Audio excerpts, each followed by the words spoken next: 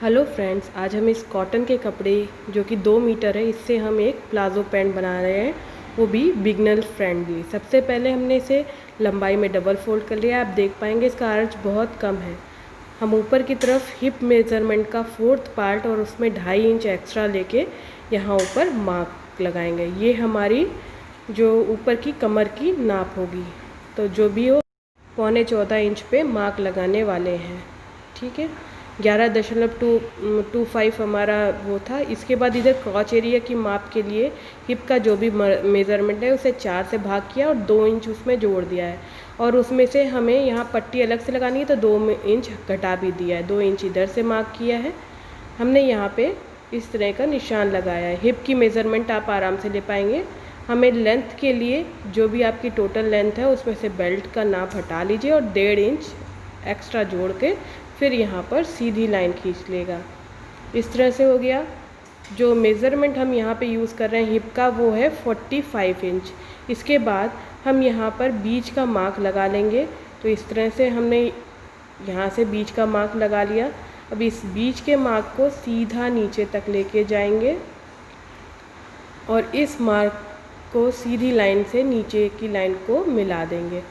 अब नीचे की लाइन में जो भी आपको मोहरी रखनी है नीचे की, उसको 4 से भाग कीजिए और इस बीच की लाइन के दोनों तरफ वही मार्क कर दीजिए। इस तरह से ये मार्क कर लीजिएगा।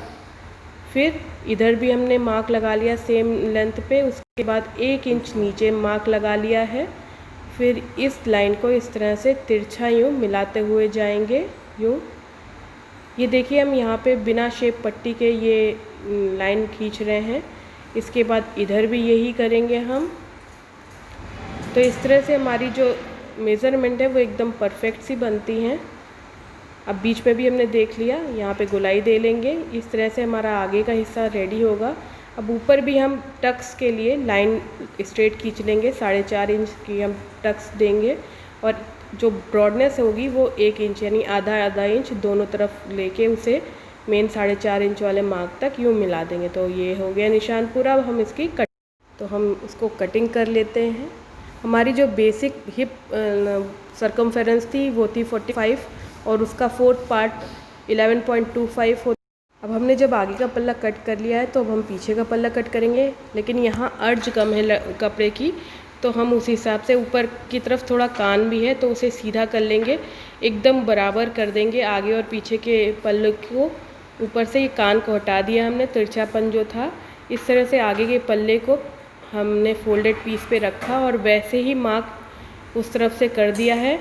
और लेंथ का भी सेम हम मार्क कर लेंगे यहाँ पे। बट यहाँ पर हम जितना मैक्सिमम 2 इंच हमें ज़्यादा लेना होता है पीछे के पल्ले से, वो हम 2 इंच का मार्क ले लेंगे। इस 2 इंच के मार्क को सीधा हम निशान कर लेंगे यूँ और फिर इसे यूँ मिला लेंगे। और यहाँ पे गोलाई, यहाँ पे थोड़ा सा कम आ रहा है लेकिन हम ऐसे ही एडजस्ट कर रहे हैं। और नीचे के मार्क को हल्का सा बढ़ाते हुए इससे मिला लेंगे। तो ये हो गया हमारा पीछे का रेडी। अब हम इसे भी इसी हिसाब से कट कर लेंगे। इसमें कोई टक्स या कुछ भी नहीं होगा। हम इसमें इलास्टिक यूज़ करने वाले हैं आगे और पीछे दोनों तरफ। अभी आपको दिखाएंगे। तो देखिए, ये हमने कटिंग आगे और पीछे को कर लिया। ये बचा हुआ कपड़ा है, इसमें से हम सीधी पट्टी निकाल लेंगे ऊपर की बेल्ट बनाने के लिए। हम यहाँ इलास्टिक लगाने वाले हैं तो उसको हम इस तरह से कट कर दे रहे हैं। हम यहाँ पर लगभग 2 इंच की पट्टी लेके इसको इस तरह से इलास्टिक लगाएंगे। यहाँ पे ऐसे इलास्टिक लगेगी तो हमें इस तरह की 2 पट्टियाँ मिल रही हैं यहाँ पे। ये देखिए, ये हो गई कटिंग पूरी हो गई। अब हम जेब की कटिंग करेंगे। जेब की जो मेथड हम यूज़ करने वाले हैं बहुत ही आसान। देखिए, जेब साइड से बचे हुए कपड़े हैं हमारे पास। 4 ऐसे पीस हमें मिलेंगे। हमने यहाँ पर देखेंगे तो ये 4 पीस हमें मिल गए। अब यहाँ पर जो जेब की बेसिक लंबाई होती है वो हम यहाँ पर 13 इंच रखते हैं। लेकिन अभी हम यहाँ पर 3/6 इंच पर यूँ एक स्क्वायर ड्रॉ करेंगे और गोलाई दे देंगे। ये ओपनिंग होगी जेब की और नीचे से हम 13 इंच पे यूँ गोलाई देके एक मार्क करेंगे। ये नीचे की जेब की हिस्सा, इसे हम कट कर लेंगे। ये हम बाद में कट करेंगे जब सिलाई करेंगे। अभी हम सिर्फ इसे कट कर रहे हैं। इस तरह से 4 पीस मिल गए। 2 में हम ये काटेंगे बट अभी नहीं, जब हम सिलाई करेंगे तब। तो 2 पीस में ऐसे मार्क करना है। और जेब जो हमारी आगे का पल्ला है उसमें भी सेम इसी तरह हम 3x6 की मार्किंग कर लेंगे जेब के लिए। जैसे ये है, देखिए 3 इधर से और 6 गहराई। यहाँ से हमें कोई आसानी से, इतनी आसानी से सिल जाएगा कि कोई दिक्कत नहीं आएगी। दोनों तरफ हमें ऐसे ही 3x6 का स्क्वायर ड्रॉ कर लेना है और उसके बाद हमें गोलाई देनी है। तो कटिंग पूरी। अब हम स्टिचिंग की तरफ चलेंगे। सबसे पहले हम जेब बनाएंगे। हम चारों पीस को इस तरह से जेब के अलग कर लेंगे। तो कटिंग तो पूरी है, अब स्टिचिंग की तरफ चलेंगे। सबसे पहले हम जेब सिलेंगे, तो उसके लिए देखिए जेब के 2 पल्ले हैं। अंदर की तरफ हमने मार्क्ड वाला हिस्सा रखा है जिसमें हमने 3x6 का मार्क किया है, और यहाँ पर जो गोलाई वाली साइड है यानी बाहर की तरफ, उसे हम सिल ले रहे हैं एक सीधी सिलाई से ऐसे गोलाई देते हुए। एक साइड हम खुला ही छोड़ देंगे, ये इस तरह से गोलाई में सिल ली। दोनों जेब ऐसे ही हम सिल लेंगे। मार्किंग वाला हिस्सा अंदर की तरफ रखना है। इसके बाद ये देखिए, इसे हम मेन आगे के हिस्से पे जोड़ेंगे। तो ये आगे का हिस्सा है हमारा। हमें सबसे पहले इस आगे के हिस्से पे टक्स लगा लेना है। 4.5x1.5 इंच का टक्स यूँ लगा लिया। थोड़ा सा मोड़ के एक बार फिर से थोड़ा सिल देंगे जिससे ये पक्का हो जाए। फिर इसे कट कर देंगे। टक्स हो गई। इसके बाद हम जेब लगाएंगे। तो जेब हमें इस तरफ से लगाना है। तो इस पे हम अपना जो ये तो देखिए सीधा है, टक्स आपको सीधी दिख रही होगी। इस पे हम ये इस तरह से रखेंगे। देखिए मार्किंग हमने अंदर की तरफ को करी थी और ऊपर सिलाई हमें दिख रही है, ये देखिए। तो इसको हमें इस तरह से रख के इसके ऊपर सिलाई कर देनी है। जैसी मार्क आपको दिख रही है सेम यूँ सिलाई कर देनी है। तो देखिए यानी जेब हमारी ऊपर की तरफ उल्टी है और कपड़ा सीधा है। उस पर हम ये ऐसे गोलाई देते हुए सिल लेंगे। जब गोलाई देते हुए सिल लेंगे उसके बाद हम उसकी कटिंग करेंगे। देखिए गोलाई देके सिल लिया। अब यहाँ से हम बचे हुए कपड़े को कट कर देंगे। तो ये हो गया। जहाँ गोलाई है वहाँ पे हम छोटे छोटे से नॉच लगा देंगे, क्योंकि पलटना है अभी हमें इसे। हमने ऊपर की तरफ रखा है इसको, तो अंदर की तरफ पलट के ही तो जेब होगी। तो हमने छोटे छोटे से नॉच दे लिए इसमें। फिर अब हम जेब को पलट देंगे। ये देखिए यूँ पलट गई, जेब अंदर चली गई और ऊपर का मेन फैब्रिक ऊपर आ गया। अब यहाँ पलटने के बाद एज पे हम कर देंगे अपनी सिलाई। ये देखिए इस तरह पूरा एकदम पास से सिलाई करेंगे जिससे कि ये पूरा पक्का हो जाए हमारा। तो ये हो गया। अब ये एक तरफ से तो जुड़ गया है ये, और जो दूसरा वाला पल्ला है वो इसके पीछे से आएगा। जेब का जो हमने पीछे वाला पल्ला है, ये देखिए ये इस तरह से जेब को पलट दिया अंदर की तरफ, यानी सिलाई अंदर चली गई और ऊपर से ऐसा दिख रहा है। अब देखिए जेब इस तरह से पूरी की पूरी आगे के पल्ले पे फिक्स हो गई। अब हम यहाँ पिन लगा देंगे जिससे कि पीछे का पल्ला इसमें सिलते में आसानी रहे। तो ये पिन लग गई। ऊपर भी हम ये यहाँ पर जेब की पिन लगा देंगे मेन फैब्रिक के साथ। ये देखिए कितनी परफेक्ट है। इसे आराम से आप यूज़ कर सकते हो और बहुत ही अच्छे से बनती, क्योंकि सिलने का कहीं दिक्कत नहीं है कि ये सिल जाए ना ऐसा करके। तो हमने यहाँ पे पिन लगा ली है ये। अब जब हमने जेब बना ली है तो इसमें पीछे का पल्ला लेंगे, यानी जो बैक साइड का पल्ला है उसका साइड हम इसके ऊपर रखेंगे और दोनों को साइड से जोड़ देंगे, यानी जेब भी हमारी इसमें जुड़ जाएगी। नीचे बॉटम तक हम इस तरह से सिलते हुए जाएंगे। हमें दोनों ही तरफ के लेफ़्ट और राइट पहचे इस तरह से तैयार करना है, यानी पॉकेट बनानी है सबसे पहले और उसके बाद पॉकेट बना के आगे और पीछे के पल्लों को इस तरह आपस में सिल लेना है। तो देखिए ये याद रखिए, हिप का जब आप मेज़रमेंट लें तो वो कायदे से लें, बहुत ना ढीला ना बहुत कसा, नहीं तो प्लाज़ो आने में दिक्कत हो जाएगी। तो इस तरह से हमने नीचे तक सिल दिया। अब हम इसे खोलेंगे और इसमें एक दाब सिलाई दे देंगे। आपने मार्केट वाले पैंट्स में देखा होगा ऊपर उसमें दाब सिलाई होती है बाहर की तरफ, तो वही पहचे में बाहर की तरफ हम यहाँ पे ये दाब सिलाई दे रहे हैं। पूरा ये इस तरह से एक पहचा रेडी हो गया है। और इसके बाद हम दूसरी तरफ की जब जेब बनाएंगे, ये याद रखेंगे कि हमने इसमें हमने जो वो रखा है वो लेफ़्ट तरफ खुला वाला हिस्सा है। अगली बार राइट तरफ खुला वाला हिस्सा रखना है, नहीं तो दोनों एक से बन जाएंगे पहचे, तो फिर जोड़ने में नहीं समझ में आएगा। तो देखिए ये इस तरह से बन गया हमारा ये एक तरफ का। तो ये साइड के दोनों साइड के ये पहचे तैयार हैं, जिसमें एक तरफ इधर जेब है और दूसरे में उस तरफ। अब इन्हें बीच में से सबसे पहले एक क्रॉच का एरिया जोड़ना होगा। ये देखिए पॉकेट ऐसी हैं तो क्रॉच जोड़ते हैं। क्रॉच जोड़ने के लिए आगे के हिस्से पे आगे के हिस्से का क्रॉच जोड़ा जाएगा और पीछे के हिस्से पे पीछे के हिस्से का। तो ये हमारा पीछे का क्रॉच है, इसके साथ दूसरे पीस का पीछे का क्रॉच हिस्सा लेंगे, यानी वो जो गोलाई वाला हिस्सा नहीं हमने बनाया है, 2 इंच की गोलाई दी है, वो हिस्सा साथ में रख के सिलना है, आगे का आगे के साथ और पीछे के पल्ले का पीछे के पल्ले के साथ। ये हमें, ये देखिए गोलाई आप देख पा रहे होंगे, इसे सिलना है।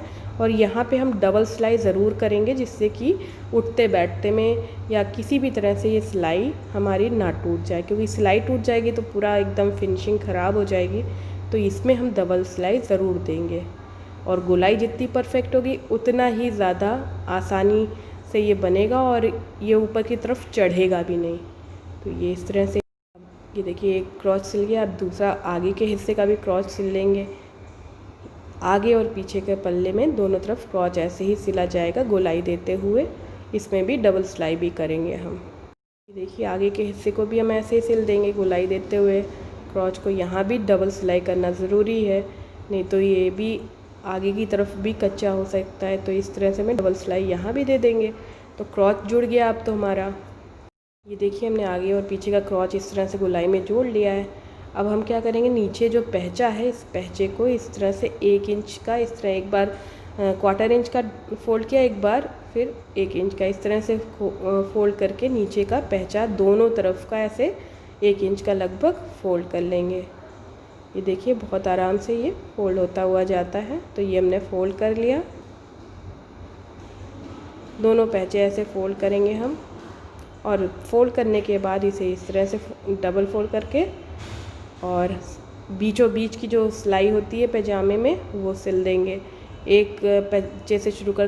तो ये हम देखिए यहाँ से शुरू किया हमने एक पैचे से, और ऐसे जैसे जैसे जा रहा है उसी तरह से करते हुए, याद रखिए आधा इंच ही सीम अलाउंस है, हमने एक्स्ट्रा सीम अलाउंस नहीं जोड़ा है। तो वैसे ही होता हुआ जा रहा है। यहाँ पे देखिए क्रॉच पे क्रॉच आ रहा है, आगे और पीछे के पल्ले का वो भी आना चाहिए। और इसको ऐसे यहाँ पे थोड़ा सा डबल सिलाई कर देंगे बीचों बीच में, जिससे कि टूटे ना। तो हम इसे यहाँ पे डबल सिलाई कर दिया और फिर नीचे दूसरे पहचे तक सिलते हुए जाएंगे, पूरा नीचे तक ऐसे ही एक पहचे से शुरू करके दूसरे पहचे तक चला जाएगा। तो ये नीचे का हिस्सा हो गया। स्टेज पे ऐसा दिख रहा है पैजामा। अब हम ऊपर लास्टिक लगाने वाले हैं। ये देखिए हमने सभी तरफ से सिलाई पूरी कर ली है इसकी।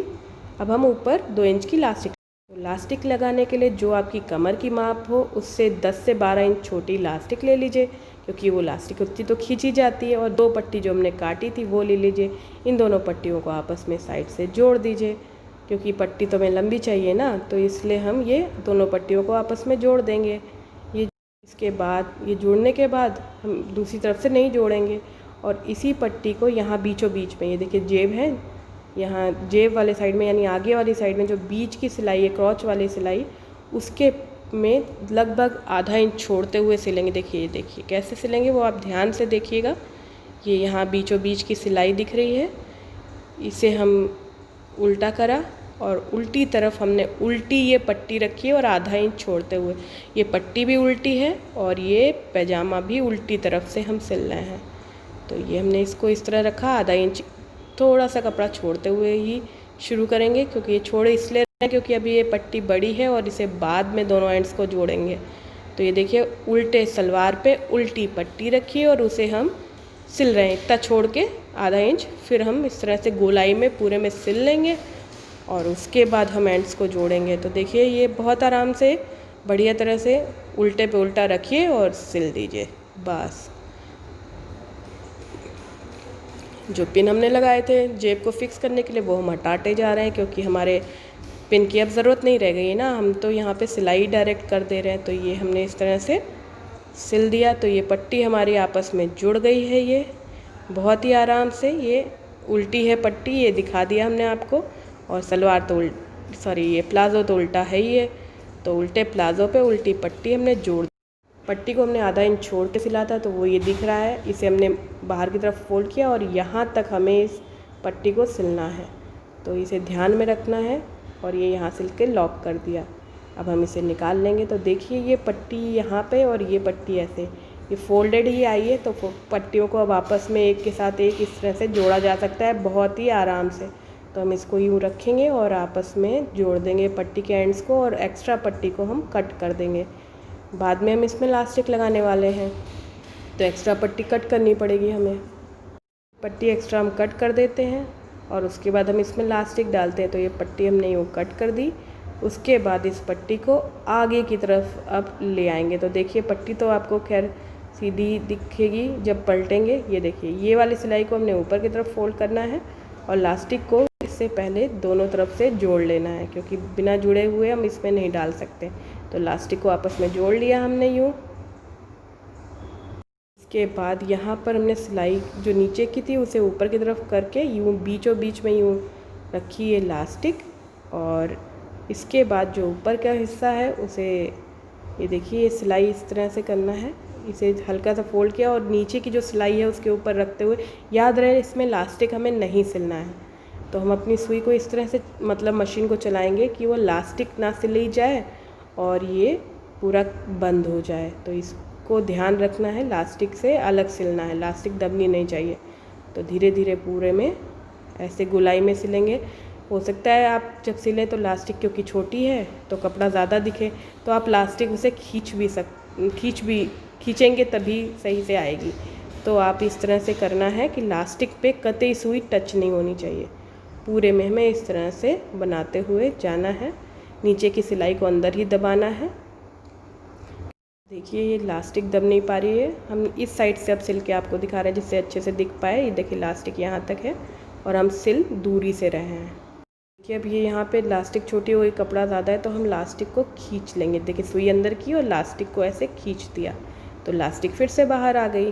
अब हम इसे फिर से वैसे ही दबाएंगे और कपड़े को इस तरह से फोल्ड करके सिलेंगे कि इलास्टिक ना दबाए। पूरे घेरे में हमें ऐसे ही करना है। इलास्टिक पे सुई नहीं छूनी चाहिए और बिना दबाए हमें इसे सिलते हुए जाना है। चाहे तो आप थोड़ी पट्टी चौड़ी भी रख सकते हैं इलास्टिक से ज़्यादा, कि आपको दिक्कत ही ना आए, बट ज़्यादा दिक्कत नहीं आती है। अगर आप नए हैं तब भी आप आराम से, चाहे तो एक बार कच्ची सिलाई करके भी कर सकते हैं। देखिए अब इलास्टिक खींच दी हमने, पीछे से आगे आ गई और ये बचा हुआ कपड़ा पूरा इसी तरह से हमें गोलाई में सिलते हुए जाएंगे।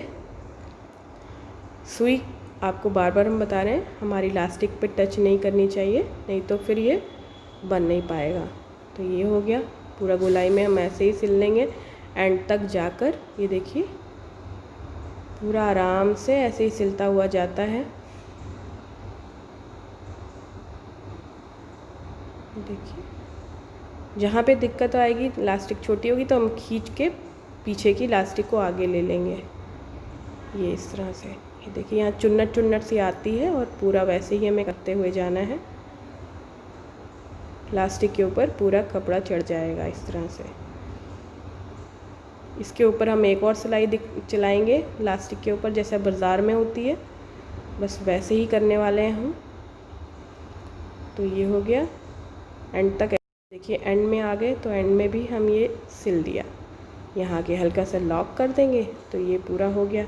अब हम इसे कट करके खींच देंगे एक बार पूरी इलास्टिक को, जिससे कपड़े का स्प्रेड पूरे में एक सा हो जाए। अब बीचों बीच में भी एक सिलाई देनी है, तो हम किसी भी पॉइंट पे एक जगह सुई को अंदर करेंगे और दोनों तरफ से खींचते हुए इस तरह से सिलेंगे। याद रहे दोनों तरफ से खींचना है, जिससे कि इलास्टिक पे सिलाई हो और कपड़ा वैसा का वैसे ही खींचा हुआ जैसा उस पर चढ़ा है वैसे ही। तो इस तरह बीच में सिलाई दे लेंगे और हमारा ये पैजामा इस तरह से प्लाज़ो पूरा हो जाएगा। बहुत ही आसानी से और जल्दी बन गया। इसमें जेब भी लग गई, इलास्टिक भी लग गई। आई होप आपको ये ट्यूटोरियल अच्छा लगा हो। तो इस वीडियो को लाइक शेयर ज़रूर कीजिएगा और चैनल पर नए हैं तो सब्सक्राइब बटन दबाइएगा। यहाँ एंड तक हम लाके ऐसे ही सिलेंगे यूँ। देखिए लार्ज साइज़ का प्लाज़ो रेडी। अगर आपको ये ट्यूटोरियल अच्छा लगा हो तो लाइक शेयर के साथ ही सब्सक्राइब बटन दबा के ऑल का ऑप्शन या बेल आइकन ज़रूर प्रेस कीजिएगा। Thank you.